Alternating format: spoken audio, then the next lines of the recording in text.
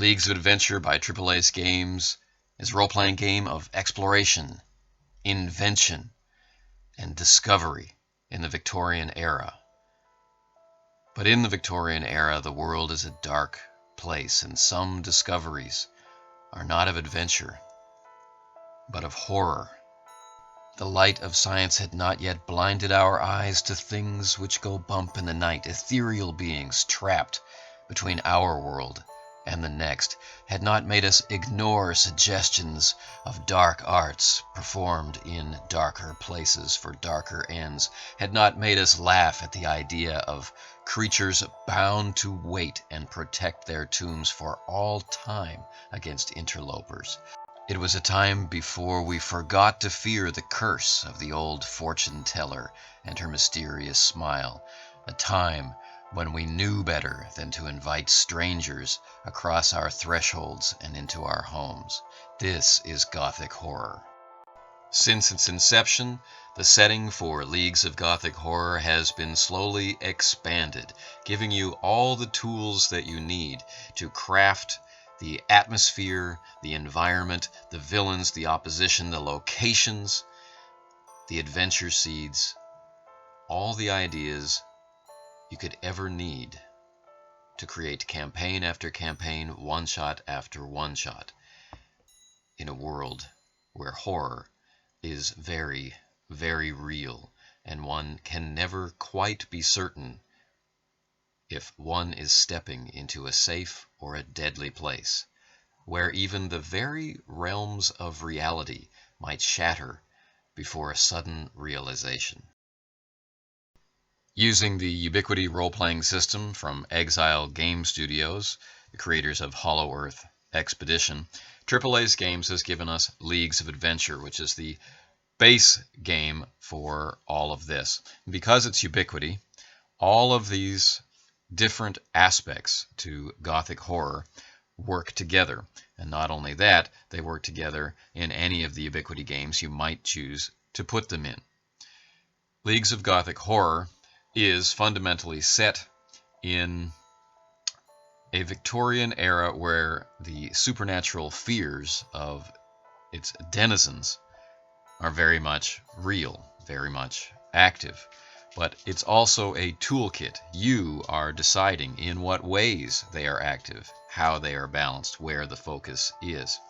You determine the truths and the lies, the clues, the hints, the mysteries, the betrayals. You determine the settings and the lures, calling people to adventure or peril. What supernatural forces will they stumble across? What curses will they face? What predators will be hunting them under the moon or in disguise as a mysterious neighbor? Is magic real? Is weird science the way to the future? You decide. Written by one of the most creative and imaginative authors in the role-playing game industry today, Leagues of Adventure, in conjunction with Leagues of Gothic Horror, is continually growing, giving you tools, giving you frameworks, giving you suggestions. Everything having enough solidity to use fresh out of the book, but yet retaining that sense of inspiration to guide you to your own inventions, be it through lists of things which were not meant to be, or game master advice to help you put everything in the proper perspective to generate the atmosphere that you're looking for. The entire line has been produced in print and PDF, with more on the way. That means all of the core books, all of the guides, Gothic Horror, the collected compendia, all in print and PDF, although print stocks are not infinite. Coming soon to print and PDF is Leagues of Cthulhu, which was recently funded. Funded to be hardcover and full color, bringing the mythos in H.P. Lovecraft's specific style to Ubiquity. At the time of filming, the guide to the Ministry of Unusual Affairs is completing development and seeking funding. This guide is useful for Leagues of Adventure. It's useful for Leagues of Cthulhu, so useful for Leagues of Gothic Horror, and gives us a deep and detailed inside look into one of the many leagues of adventure available in the setting.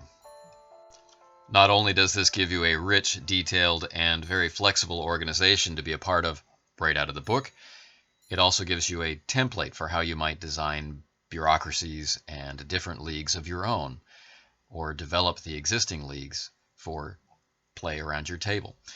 The guide to the Ministry of Unusual Affairs is generating lots of excitement. Likewise, the 6th classic monster guide, the Guide to the Walking Dead, covering such things as animated creatures like Frankenstein's monster, revenants, ghouls, zombies, and the like, is awaiting funding. To sweeten that deal, the Guide to Layers is also available. Lots and lots of tools and tricks and GM advice for bringing the location that your enemy occupies and uses as their base of operation, in a sense, to life. Bringing the power of Ubiquity to setting up the atmosphere and the environment, the sanctum, the lair of the villains that your player characters will pursue. Now, as if all of this weren't enough, the last item in current development for Leagues of Gothic Horror is a full-on setting sourcebook called the Lands of Mordavia. And this is somewhat innovative in that everything in it has a dual nature, taking his flair for creating inspirations and story seeds, adventure seeds, campaign seeds. The author is using the setting of Mordavia to explore the terrifying, disheartening ambiguity found in Gothic horror. Is someone guilty or not? Is it just rumor or aspersions being cast?